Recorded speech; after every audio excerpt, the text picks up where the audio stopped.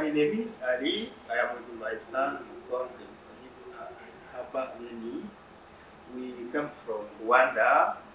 My son was suffering from severe stenosis because the esophagus was not functioning well, and this problem was lasting for more than 1 year. It was very difficult for him because nothing can be swallowed at that time. We came here at ApolloHospitals.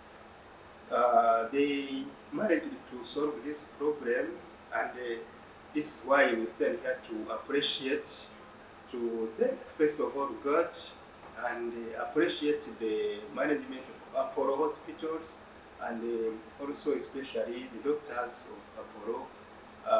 We give many thanks to Dr. Ketul Shah because he managed to help us. Now the kid can swallow, swallow drinks and some juice, and also you can take food.